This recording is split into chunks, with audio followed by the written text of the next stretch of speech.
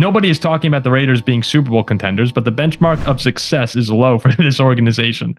2 playoff appearances and 0 wins over the last 21 years. If the Raiders sustain their defense from the end of 2023, since they were the last team to beat the Chiefs, that was a great win for you guys. Shut them down. Do you see them snagging a 7 seed this year, despite having the anti-Ziggy as their GM? Or is the AFC too cutthroat to allow even a modicum of hope for Raider Nation? Hold on, this is the Raiders? The Raiders. There's a chance for 7 seed, yeah. They did exactly what they should have done in the draft. You have 2 solid tight ends now. I think it's a massive advantage to have 2 solid tight ends in Bowers and Michael Mayer.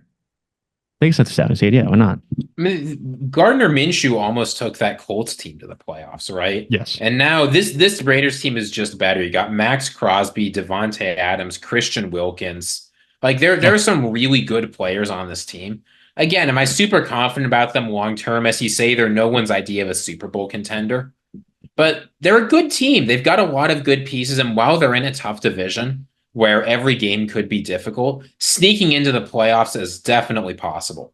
Yeah, and again, I'm just thinking off the top of my head here. AFC's tough though. Let's just pretend you have the whole AFC North. Yeah, well, the Bills, the Dolphins, the Jets. You need Aiden O'Connell to be decent. If Aiden O'Connell is decent, I think it'll be. Then yeah, I think they make the playoffs. I actually think it'll be Minshew. I think Minshew is good enough where, again, like Indianapolis, this Raider team, are the Raiders? If you strip quarterbacks, are the Raiders a better team than the Colts?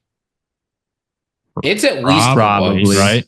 Like it's close. And like we haven't seen AR play an NFL snap yet. Either, is the Raiders defense from the end of the year when they were coming on? Then I'd say yes.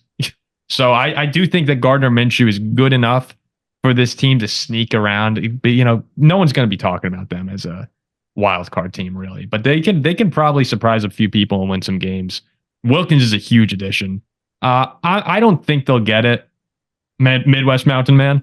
But I do think that there's a world where the Raiders get in as that 7 spot. Yeah, I think so. They're going to be competitive for you. I don't think they're not going to. Yeah, who are you competing with? You're going to be competing with the Steelers, maybe the Jets or the Dolphins, or the Bills. I don't think there's as many world beaters in the AFC as there have been. Like the Chargers are down a little bit potentially. I think it's a loaded conference, but not the same way where we're like, oh, okay, these teams are guaranteed. There's some more weaknesses. The most improved team from this offseason. And we'll go to you first, Ziggy.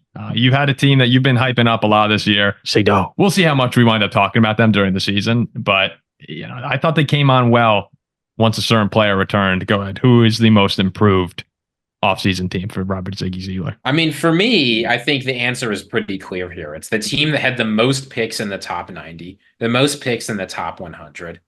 I mean, I don't think there's any choice here but the Arizona Cardinals. Now, look, right? The Cardinals were rough last year, right? There's no question about it. They didn't have any real weapons. They struggled on defense. When Kyler Murray was out, they struggled on offense. When he came back, there were still some struggles.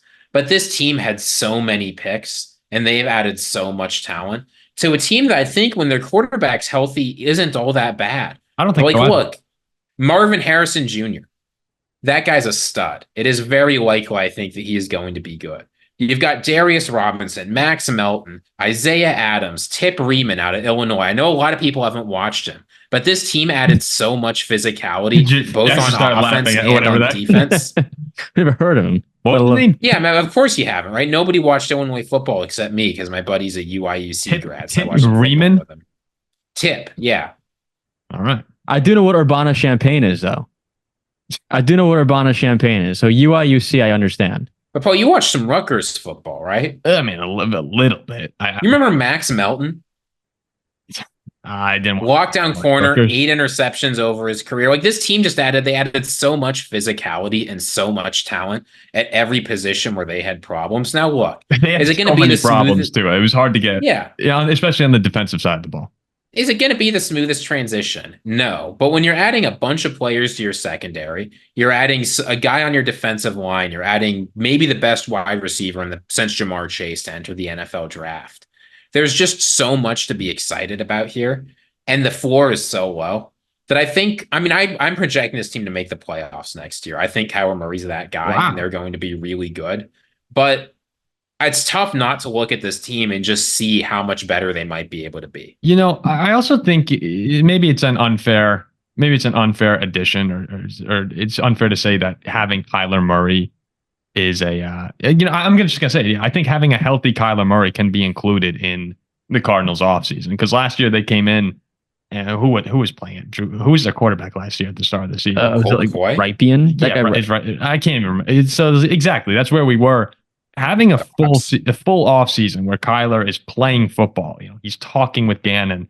I think that's huge for Arizona, because you saw him as the season went on.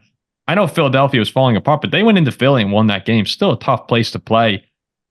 When he's healthy, he can be one of those top 10 quarterbacks in the league. And I mean, there's a reason they gave him that contract. So I don't mind that pick at all, Ziggy. To the playoffs is a little aggressive, but yeah, like we sat here a year ago, 2 years ago, and they were 9-2 or something like that. They were the 1 seed for a while until he got hurt. So I don't mind that at all. Yeah, I mean, if we're talking most improved teams, I mean, forget the playoff comment aside, like, which I don't think it's crazy, but most improved teams, like, this team's bound to improve. Yeah, I'd be floored if they don't. Who do you have, Jack, as your most improved? So a very similar team to the Cardinals in my eyes, a team who had a plethora of top 100 picks, just like the Cardinals. I'm going with the Washington Commanders. Jaden Daniels at number 2. 3 second-round picks, 2 third-round picks that should be able to pay off relatively quick. New coach, new offensive coordinator. New coach, new OC. They got they got Luke McCaffrey also. Well, like that last name.